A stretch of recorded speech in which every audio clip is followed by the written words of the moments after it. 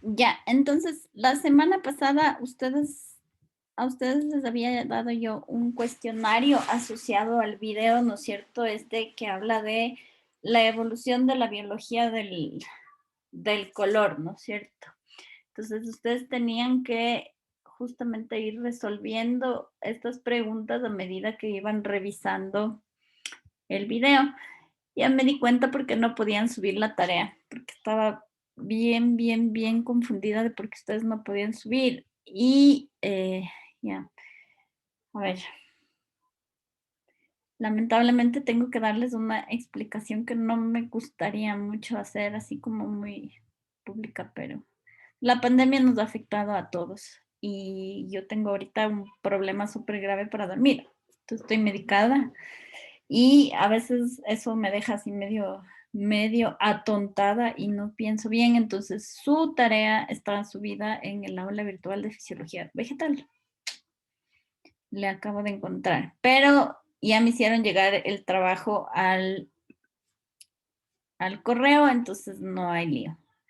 Ya, entonces vamos a ir revisando lo que ustedes tenían que contestar y yo les voy a ir más bien preguntando ahorita para que ustedes tengan esta retroalimentación, porque esta lectura es como un poquito ya una parte más aplicada, ¿no es cierto? Para entender todo esto así súper teórico que acabamos de ver y de paso con esta práctica ustedes combinaban el tema de toda esta parte de metodología de la investigación, ¿no es cierto? El hacerse hipótesis y el plantearse preguntas de investigación en base al método científico con ya algo más aplicado, ¿no es cierto? Entonces, en la primera parte se les preguntaba a ustedes, ¿no es cierto?, acerca de la relación que existe entre la radiación UV y el color de la piel. Entonces, la primera pregunta tenía que ver con la interpretación de la figura que ustedes tenían aquí, ¿no es cierto?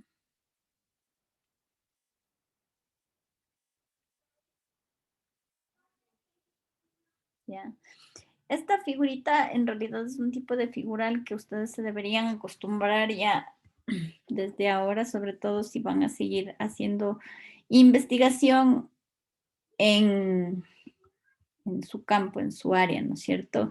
Entonces, esto básicamente es un mapa del mundo en donde muestra en una escala de calores, ¿no? De colores, el nivel de radiación ultravioleta que existe aquí en la Tierra. Entonces, Caterine, ¿cuál es la relación que existe entre lo que ustedes tienen en la barra de colores, ¿no es cierto?, y la latitud? ¿Qué es lo que tú puedes ver?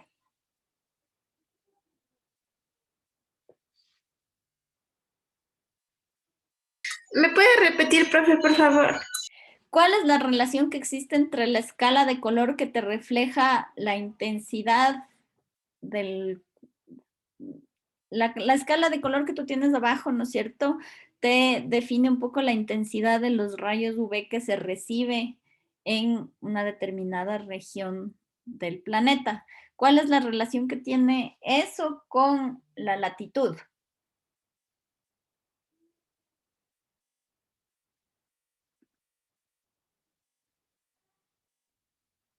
¿No? O sea, debes haber contestado este, me debes haber mandado. Alexandra, se va primerita ahí. ¿Cuál es la relación que existe entre la latitud y la radiación? Era mientras más latitud, las personas tenían un color marrón oscuro, es decir, como en el color 14, en la línea ecuatorial era donde estaban las personas con más color oscuro. Y mientras se iba alejando, la pigmentación de la piel cambiaba a blanca porque no recibían, no necesitaban la misma intensidad de rayos UV. Eso era. Ya, a ver, verás, espérate un ratito. ¿A quién más veo por aquí? No sé cuál es tu nombre porque dice AC Barragán. ¿Cómo te llamas? Coralía. Ay, ya. Trata de cambiarle el nombre porque si no yo solo veo sus correos y a veces como no les veo bien la cara. No sé quién eres. Ya. De lo que dijo tu compañera, ¿qué está correcto y dónde hay que hacerle unas pequeñas precisiones?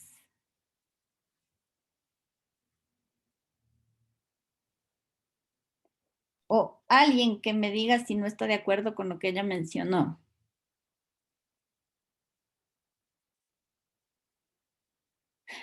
¿Cómo miden ustedes la latitud? ¿Dónde, cuando decimos latitudes mayores, a qué regiones en color, si quieren, me estoy refiriendo? A ver, tú mismo, Alexandra.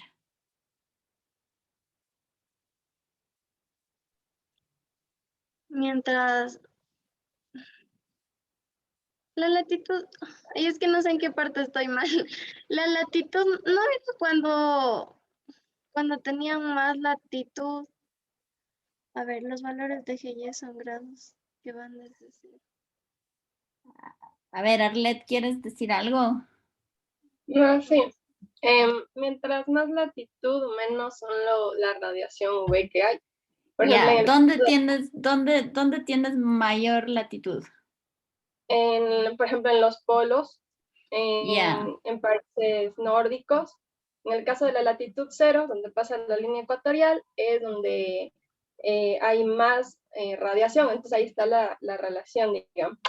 ya, o sea, eso es correcto. Ahí le corregiste un poquito, ya. Entonces, la latitud nosotros evaluamos con respecto a la línea ecuatorial, por eso nosotros nos llamamos Ecuador, ¿no es cierto? Se les deben haber contado en, no sé cómo le dicen ahora porque han cambiado, en ciencias sociales o en lugar natal. Cuando yo estudiaba esto en el colegio es lugar natal.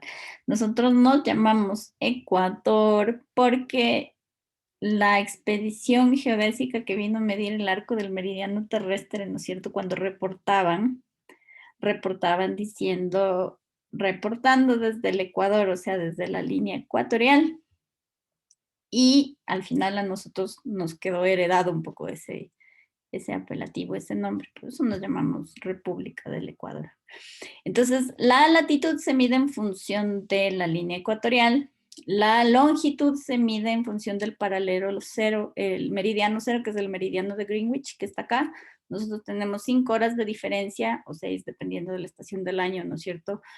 Tenemos 5 horas menos que el meridiano de Greenwich, porque los meridianos, en cambio, definen diferencias en zonas horarias, ¿no es cierto?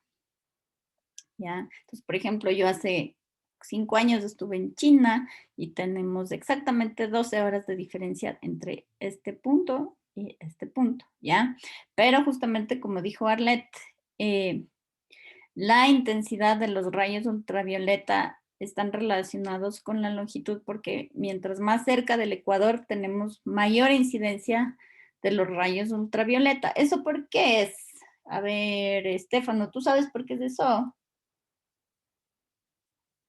Porque los rayos del sol los rayos del sol pegan de forma perpendicular. Exactamente, ¿no es cierto? Eso tiene que ver con el grado de inclinación que tiene la Tierra. La Tierra, ¿no es cierto?, orbita alrededor del Sol, pero la Tierra no orbita siempre con el mismo eje alrededor del Sol a lo largo de todo el año, sino que la Tierra está ligeramente inclinada y entonces, dependiendo de la época del año, ¿no es cierto?, la inclinación del eje terrestre va variando, ¿no es cierto?, a medida que va realizando su órbita, y por eso es que en las latitudes mayores existen las estaciones, porque hay momentos del año en donde están más cerca o más lejos del Sol. Cuando estás más cerca del Sol tienes verano, cuando estás más lejos del Sol tienes invierno, y entonces si estás a latitudes positivas o latitudes negativas, ¿no es cierto? Vas a estar en invierno o en verano, en otoño o en primavera respectivamente, y siempre es opuesto, o sea, mientras en Europa están en primavera, en el cono sur están en otoño, y mientras mientras en el hemisferio norte están en verano, en el hemisferio sur están en invierno. Nosotros, los que estamos a nivel del Ecuador, como dijo Estefano, ¿no es cierto?, por nuestra latitud, nuestra cercanía al Sol nunca cambia. Tenemos siempre el mismo ángulo con respecto al Sol, y este ángulo es siempre perpendicular. O sea, nosotros los rayos ultravioleta nos pegan de manera directa. O sea, hay una incidencia directa sin un ángulo, nos pegan perpendicularmente. Entonces, en las zonas más cercanas a la línea ecuatorial, la incidencia de los rayos ultravioleta es mayor, ¿ya? En el caso de las zonas montañosas que están cerca de la línea ecuatorial, ahí la altitud juega un segundo factor. La altitud es como que intensifica, ¿no es cierto?, este efecto, porque por la misma altitud quiere decir que estamos más cerca del sol. Por eso nosotros cuando nos vamos al páramo nos quemamos, ¿no es cierto? Sí, quedamos coloraditos la cara. Ya. Entonces esa sería la segunda pregunta. La tercera, justamente les hablaba de que ubican su ubicación en el mapa, ¿no es cierto? Entonces nosotros estamos aquí y nosotros recibimos unas intensidades de rayos ultravioleta súper fuertes. La intensidad de rayos ultravioleta que nosotros recibimos está alrededor de el 16 y el 18, si se fijan, ¿no es cierto? Y es justamente por la altitud. Eso pasa igual, por ejemplo, aquí en las zonas montañosas de esta zona. Comparativamente, si nosotros estuviéramos, digamos, en Nueva York, ¿no es cierto?, nosotros recibiríamos más o menos de 6 a 8, los rayos ultravioleta con una intensidad de 6 a 8, más o menos, ¿ya? Entonces va a depender mucho de nuestra ubicación en el planeta para que cambie la intensidad con la que recibimos, ¿no es cierto?, un rayo ultravioleta. Entonces, en las áreas montañosas, ¿no es cierto?, como las montañas de los Andes, o como aquí, miren, el índice, ¿no es cierto?, supuestamente implica que nos vamos alejando de la línea ecuatorial y la influencia de los rayos ultravioleta va disminuyendo, ¿no es cierto? Pero justamente en esta zona, que es la zona de los Himalayas, por ejemplo, el índice nuevamente vuelve a subir y aquí lo que hace que el índice suba justamente es la altitud, ¿ya? Esa era la pregunta 4, ¿ya? ¿Quién más está por aquí? Tararán. René. Te colgó. Se botó. No les veo a todos. Ya, la pregunta 5, René, te dice que en el video, ¿no es cierto?, les explica que la melanina, que es justamente un pigmento que está presente en las células epidérmicas, ¿no es cierto?, es un pigmento que tiene la capacidad de absorber los rayos ultravioleta para proteger a las células, ¿no es cierto? Entonces, ¿cuál sería tu hipótesis en base a lo que explica el video? Que explica, ¿no es cierto?, por qué varía el color de la piel de las personas con lo que acabamos de mencionar sobre los rayos ultravioleta. ¿Qué pusiste tú? O sea, nosotros pusimos que esto es debido a que la zona, se podría decir, aproximada a la línea ecuatorial, recibe más radiación ultravioleta. Entonces, por esto genera esos tonos de piel, las alteraciones en los tonos de piel. Ya, o sea, un poco la mayor incidencia de los rayos ultravioleta, ¿no es cierto?, tiene una relación directa con la cantidad de melanina que está presente en la piel. Entonces, las zonas más cercanas al Ecuador son zonas en donde la gente tiene más melanina y las zonas más lejanas son zonas en donde la gente tiene menos melanina. Es otra manera de decir. O sea, aquí ustedes podían, mientras hayan puesto que la concentración de melanina en la piel depende de la latitud por la incidencia de los rayos ultravioleta, está bien cualquier variación de la respuesta que ustedes hayan puesto en esta pregunta. De ahí tenían una sexta pregunta que decía, ¿cómo se podría evaluar la pregunta 5? ¿Ya? Yo creo que es que, claro, uno de ustedes empezó a modificar mi archivo, por eso están puestas aquí las respuestas. No sé de qué grupo es. Joan, ¿qué pusieron ustedes? ¿Cómo podrían evaluar la pregunta 5? que se podría evaluar de acuerdo a las mediciones, o sea, la cantidad de rayos UV, dependiendo la zona del mundo en la que se encuentre. Por ejemplo, en la parte ecuatorial y más cercanas a la línea ecuatorial se va a encontrar un índice de personas con piel más oscura. Ya, entonces, ¿qué harías? ¿Cómo plantearías ese experimento? O sea, de esa forma que se puede comprobar midiendo en índice poblacional de las personas que viven cerca en las regiones que son cerca de la línea ecuatorial, ya sea en la parte de Sudamérica o de África, que ahí es donde más se encuentran personas así. Ya, pero ¿qué les harías de esas personas? ¿A qué te refieres con el índice poblacional? Es que no sé cómo explicarme. O sea, como una especie de censo y agrupar a las personas de acuerdo a su ubicación.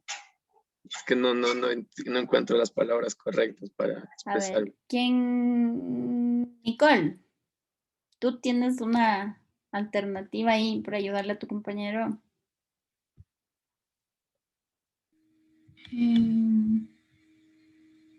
No. Bueno, No, en esa pregunta igual pusimos que dependiendo de la zona del mundo en que se encuentre, el color de la piel va a ser diferente ya, pero ¿qué harías? para sacar esos datos.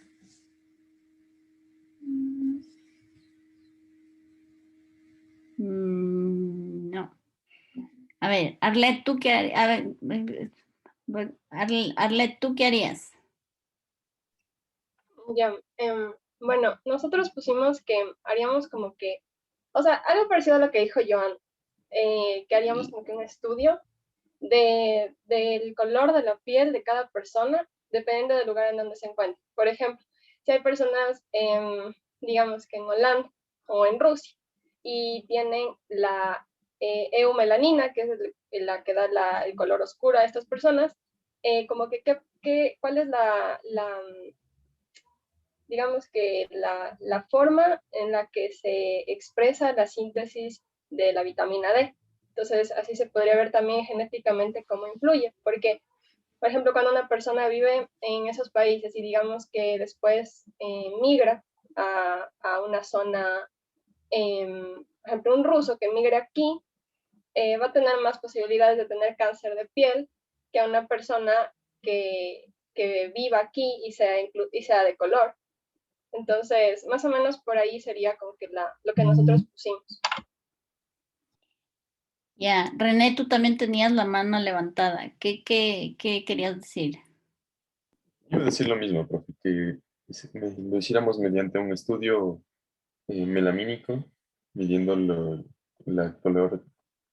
midiendo la tonalidad de la piel, las O zonas sea, claro, aproximadas de pueden la. hacer eso a nivel, por ejemplo, de fenotipo. O sea, tomar una muestra de personas y el fenotipo es lo que se expresa a partir de los genes, ¿no es cierto? Entonces, puedes coger una muestra de 100 personas en distintas latitudes y les clasificas de acuerdo a su color de piel. Eso es plantearte el experimento, Joan. O sea, ya cómo lo implementarías, cómo lo llevarías de esto a la práctica. La otra opción es un poco de pronto hacer como sugería su compañero, o sea, irse ya a un nivel un poco más interno, ¿no es cierto? O sea, por ejemplo, cuantificar la cantidad de algunas proteínas o de algunos pigmentos en distintos lugares para ver si hay una relación directa con la latitud, ¿ya? Entonces, ahí un poco esta pregunta les estaba como que obligando a mezclar lo que vieron en el laboratorio anterior con lo que estaban haciendo en esta práctica, ¿no es cierto? Que tiene que ver con evolución.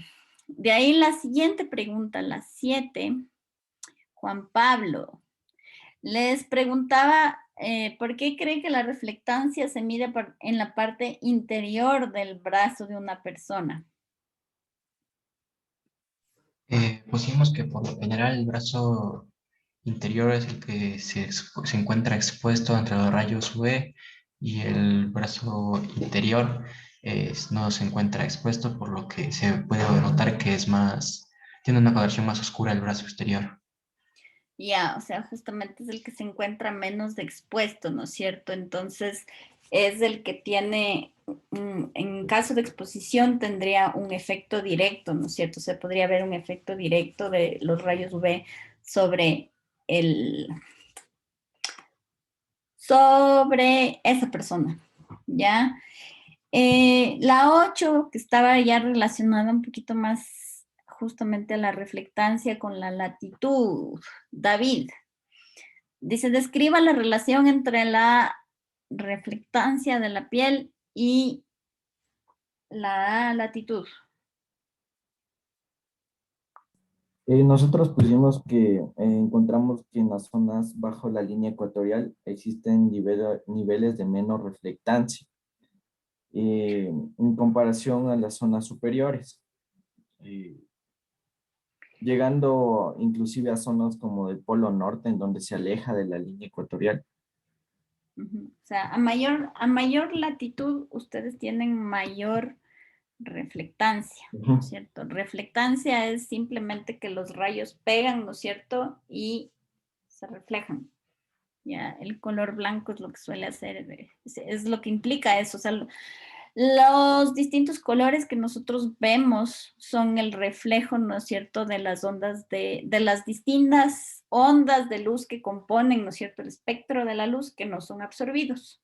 ¿Ya? Entonces, el color que nosotros vemos refleja un color que nosotros no podemos absorber. Si nosotros vemos que algo es verde, como la clorofila, por ejemplo, significa que la clorofila está compuesta, ¿no es cierto?, de sustancias que pueden capturar pigmentos distintos al verde, reflejan el verde. Por eso las plantas que tienen clorofila, ¿no es cierto?, se ven de color verde. En este caso, en el caso de la piel, ¿no es cierto?, a mayor latitud, mayor reflectancia, eso quiere decir, ¿no es cierto?, que las personas que viven en latitudes mayores, o sea, cerca de los polos, ¿no es cierto?, van a reflejar de mayor manera los rayos, ¿no es cierto? Y entonces los que estamos más cerca del Ecuador, en ese caso, vamos, ¿no es cierto?, a tener menor reflectancia y por eso la piel es más oscura, absorbemos todos los rayos, ¿ya? Y la mezcla de todas las ondas produce un color más oscuro, ¿ya? La 9 dice, respaldan los datos que ustedes están viendo la hipótesis que se plantearon en la pregunta 5 y había que justificar.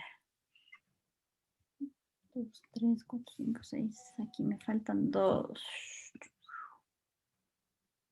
Keila, ¿qué pusieron ustedes ahí? Nosotros pusimos que en la pregunta 5, para responder, estamos indicando que las personas con la piel oscura son las que tienen más melanina en la piel, es decir, menos luz visible que a diferencia de los que viven cerca de Ecuador, que ahí es donde tienen más radiación solar. Ya. De ahí tenían ustedes... No, espérame. Ya. Sí, o sea, ustedes, de acuerdo al color de la piel, ¿no es cierto? Sí pueden un poco inferir de qué lugar del mundo viene la persona. Entonces, las personas que están viviendo a nivel de la línea ecuatorial tenemos la capacidad, ¿no es cierto?, de absorber una mayor cantidad de rayos, porque la melanina capta, ¿no es cierto?, esos rayos y eso a nivel de reflectancia se traduce en una piel de color mucho más oscuro. Ya, Sebastián Cueva dice que en base a tus conocimientos hasta el momento, ¿no es cierto? O sea, todo lo que has visto en el video acerca de la pigmentación de la piel, tenías que proponer un mecanismo mediante el cual la intensidad de la radiación UV puede ejercer presión selectiva sobre la evolución del color de la piel humana. Entonces, tenías que hacer una hipótesis que vincule el color de la piel con una aptitud biológica. ¿Qué pusieron ustedes ahí? Ahí pusimos que la melanina es quien protege a la piel del sol, que así evita atacar el ADN. Sin embargo, esta no justifica el tono oscuro o marrón que tienen varias personas. Es decir, que ellos tienen más melanina, es por ello que su tono de color es así. No te entendí. La última parte no te entendí muy bien. O sea, un poco la idea es que como la melanina, ¿no es cierto?, es un pigmento que absorbe los rayos solares, es un pigmento que tiene la capacidad de proteger el ADN. Entonces, las personas con más melanina potencialmente podrían tener una mayor protección contra el cáncer de piel. De todas maneras, ¿no es cierto?, esto es algo que no puede justificar una presión selectiva, ¿no es cierto?, hacia que en esta zona solamente existan personas con piel oscura, ¿ya? Y eso tiene que ver un poquito con lo que ustedes terminaron viendo después del video, que justamente hablan nomás, hablan, ¿no es cierto?, de ella, las cuestiones un poco comportamentales en el caso de los seres humanos. Entonces, en la 11 preguntaba, Juan Pablo, ¿cuál es la presión selectiva? ¿No es cierto?, que realmente justifica un poco la selección o la evolución de los colores de piel. ¿Qué quiere decir? Que un rasgo, ¿no es cierto?, como el color de piel claro en África, ¿no es cierto?, esté condicionado a perderse, o sea, esté bajo selección negativa. Básicamente ahí pusimos que la selección selectiva es una característica de la piel y que en África, justo nos hablaba en el video de un alelo que era el MC1R, que o casi todas las personas poseían un alelo asociado a la piel oscura, por lo que la mayoría de gente en África tenía la piel oscura. Ya, y entonces la siguiente pregunta, Nicole, ¿por qué se descarta esa hipótesis de que la protección contra el cáncer ejerció presión selectiva para la evolución de la piel más oscura en nuestros ancestros? Porque el cáncer no se presenta hasta que se llega al pico reproductivo, la persona llega al pico reproductivo. Tienes que repetirme porque se te cortó. Ya, dije que el cáncer no se presenta hasta que la persona haya pasado el pico reproductivo. Ya. Entonces, si ustedes tendrían que volverse a reformular esta hipótesis, ¿cuál hipótesis alternativa se podrían proponer, Caterine? Nosotros pusimos que la hipótesis que planteamos en la pregunta 10 es más probable porque el color de piel también se puede dar por la transmisión de genes de las personas. Ya, ¿alguien puso algo más, algo diferente ahí?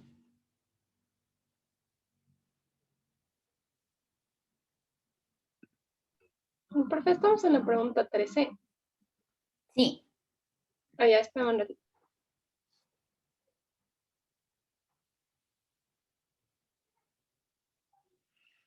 Ya, o sea, nosotros pusimos también que en comparación con la piel oscura, las personas de piel clara son más propensas a adquirir cáncer de piel. Y eso es porque las personas de piel blanca que viven en zonas como la de latitud 0 son más propensas a recibir rayos UV y no tienen tanta melanina como para que haya la protección a este problema. Entonces, eso es lo que nosotros pusimos. Ya, ¿y por qué se les ocurrió poner eso? O sea, ¿hay alguna relación entre los rayos UV y el cáncer? ¿Qué es lo que hacían los rayos UV en el video?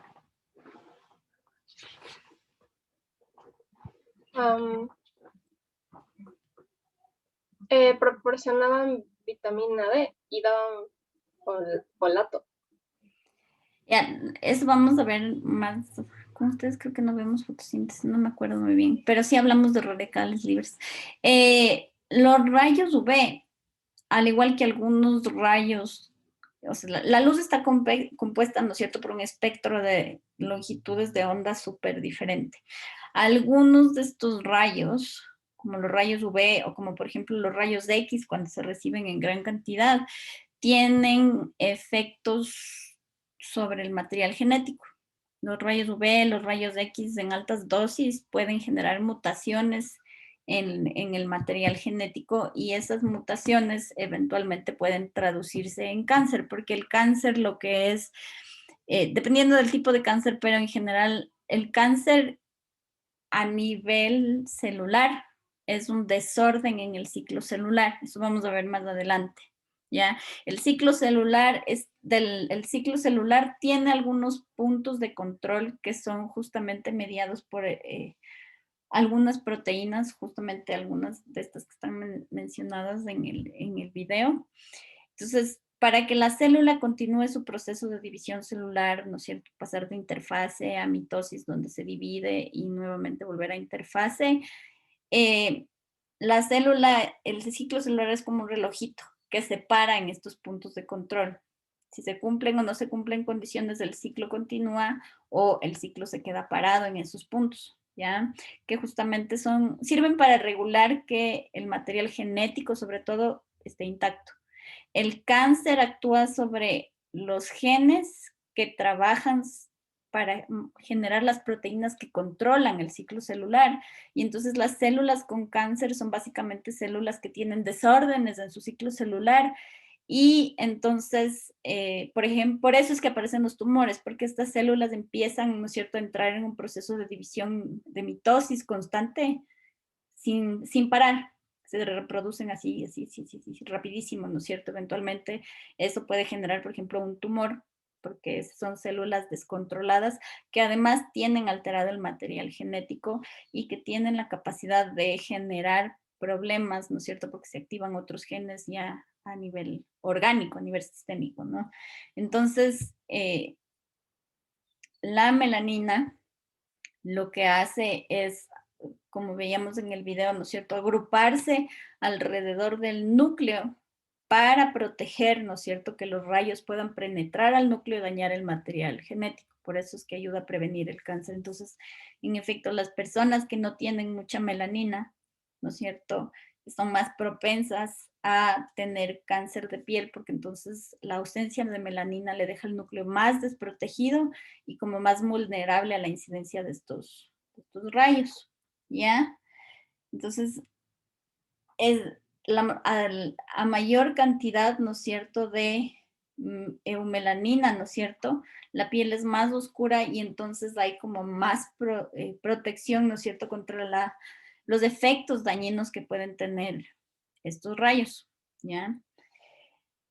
En base, ¿no es cierto?, todo lo que se les ha presentado a ustedes en la pregunta 18, decía, basándose en estos datos, ¿qué poblaciones tienen menor probabilidad de sintetizar niveles suficientes de vitamina D? Ustedes tenían un cuadrito ahí que tenían que interpretar. A ver, Joan. ¿En qué pregunta? Disculpe, profe. En la 18.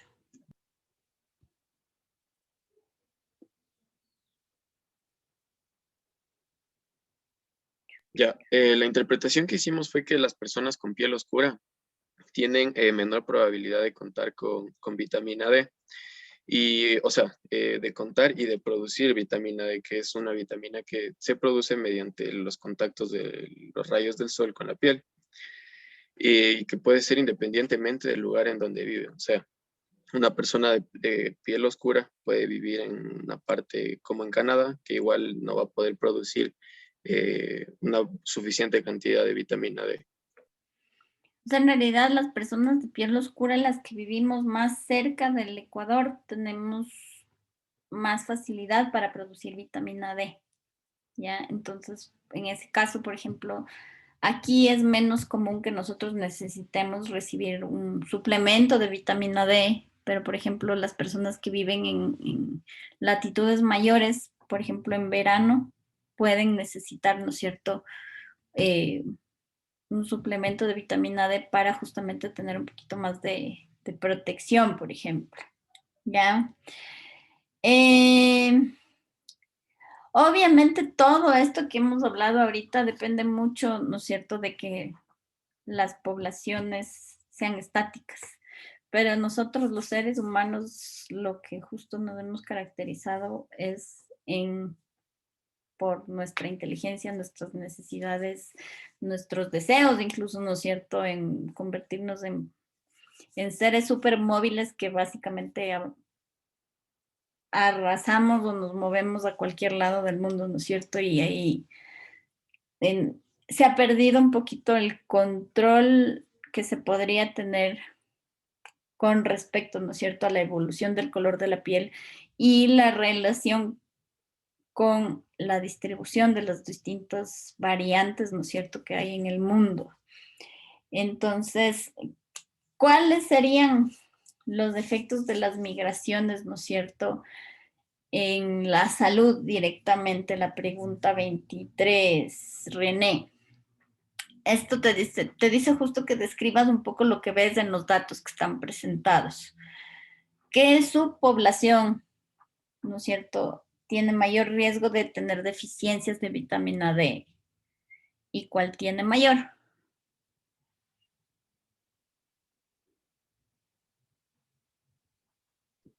Ya, la deficiencia de vitamina D sería en las personas, bueno, de tono oscuro, la deficiencia de la vitamina D, y la vitamina con aumentos, podría ser un incremento de vitamina D, sería en las personas de tono de piel blanca. Ya, entonces, si tú consideras que los humanos somos súper móviles, ¿cuáles serían las consecuencias para la salud de esta movilidad súper exacerbada que tenemos nosotros? Tú mismo. Porque ya nos queda poquitito tiempo.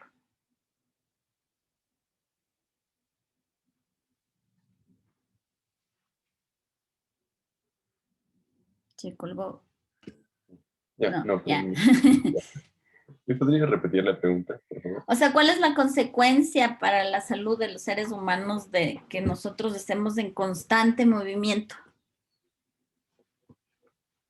O sea, por mi parte, yo digo que no habría ninguna consecuencia, ya que al movernos, por decir en un caso de que estamos en el parque o no sé, vamos a recibir menos cantidad de luz, porque hay zonas en las cuales se podría decir están cubiertas por nubes de cualquier cosa.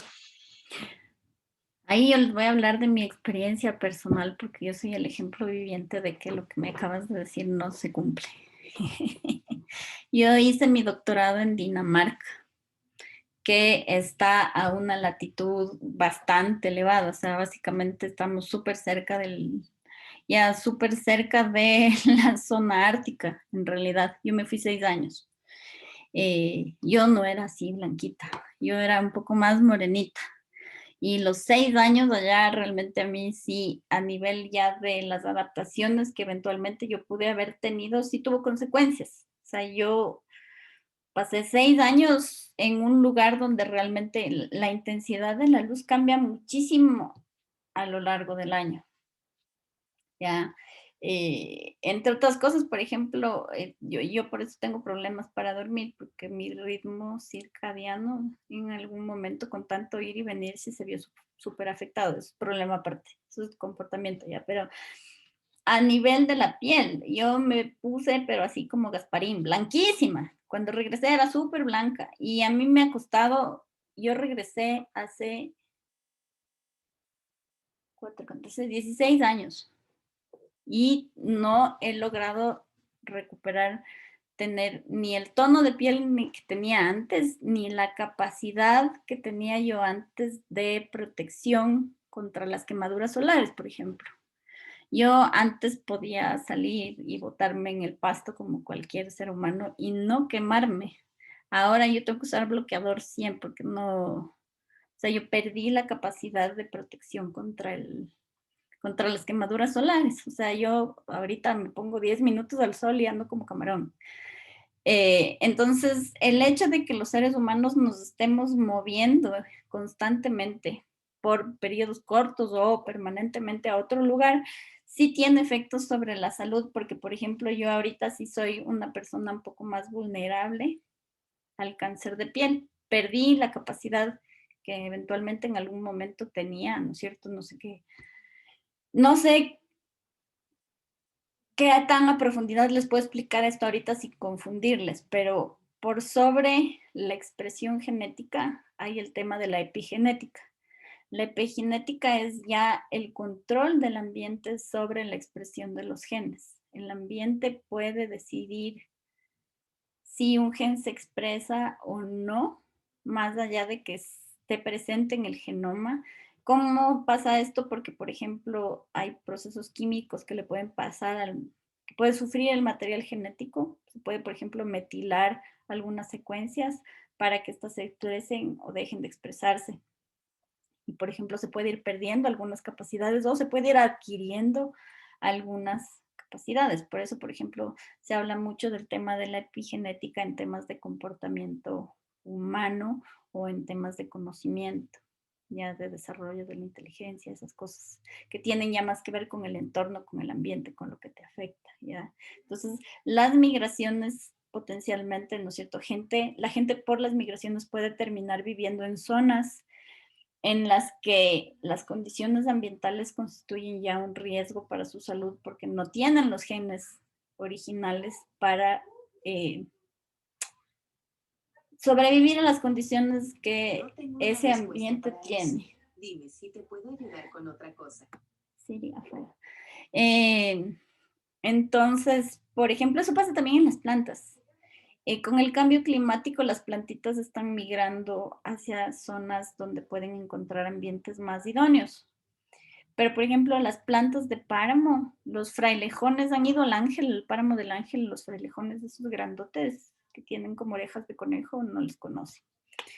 Tienen que darse una vuelta porque es bien bonito, es impresionante, pero esas plantitas son súper especiales porque tienen esta adaptación. O sea, las hojas muertas se mueren y no se caen, sino que quedan pegaditas al tronco para el tronco darle protección contra el ambiente súper frío, ¿ya? Todas las plantas que viven en el páramo tienen alguna suerte de adaptación para el clima extremo, ¿ya?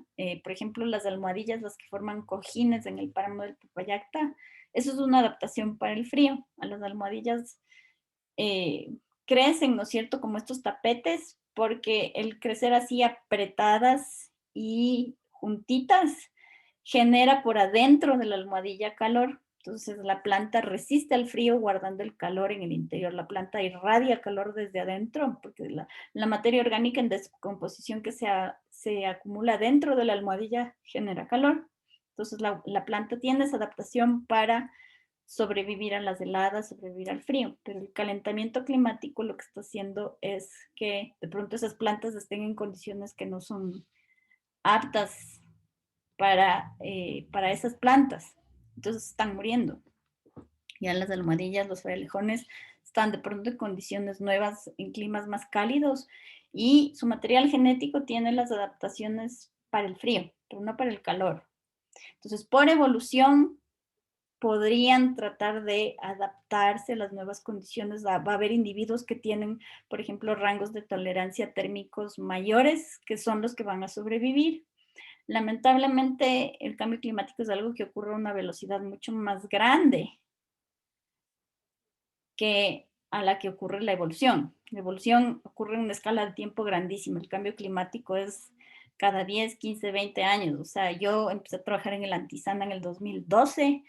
El glaciar ha retrocedido como 5 metros más o menos en estos años. ¿Ya? Entonces, las plantas en ese caso, ¿qué es lo que hacen? Como no pueden adaptarse lo suficientemente rápido, por procesos de dispersión migran, ¿ya? Para justamente, al contrario de los humanos, vivir en condiciones que son más propias para sus características, ¿ya? Los humanos, en cambio, hacemos otras cosas, o sea, tenemos otras voluntades, nos vamos a estudiar afuera, vamos a trabajar a otro lado, y eso tiene consecuencias sobre nuestra salud. Entonces, esto es un poquito así la resolución del laboratorio que ustedes hicieron la semana pasada. ¿Tienen alguna duda o alguna pregunta con respecto al video? No, ya. Bueno, chicos, tienen clases ahorita, ¿no es cierto? Listo. Entonces, nos vemos el próximo viernes para la prueba. Ya si no les logro subir el enlace al EVA, tal vez les mande por el WhatsApp para que se descarguen los libros, ¿ya? Entonces estarán pendientes. Listo, profe. les vaya bien. Gracias, profe. Gracias, profe. Hasta luego. Ya nos vemos. Gracias, profe. Dime. Yo no sé quién sea administrador del grupo de WhatsApp, pero quien sea, por favor, que me agregue. Soy yo. Y en el EVA tienes copiado el enlace para... En el EVA, verás, te voy a enseñar. Lo que pasa es que no... Si me dan sus teléfonos me vuelvo loca. Entonces, yo lo que hice la vez pasada es en el EVA, que está aquí. Te voy a enseñar. Si estás viendo mi pantalla, ¿no es cierto? Sí. Ya, te voy a enseñar. En su página del curso Biología Teórico, aquí, en la parte introductoria, y ahí me sigues viendo, ¿no es cierto? Aquí está el enlace de los libros del sílabo que ya no está activo, pero hay una parte más abajito.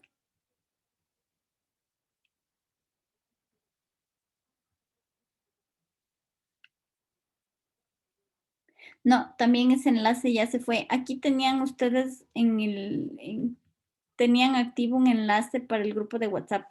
Ya te vuelvo a poner aquí en el encabezado del aula como link el enlace al grupo de WhatsApp o el código QR que le puedes escanear para unirte al grupo.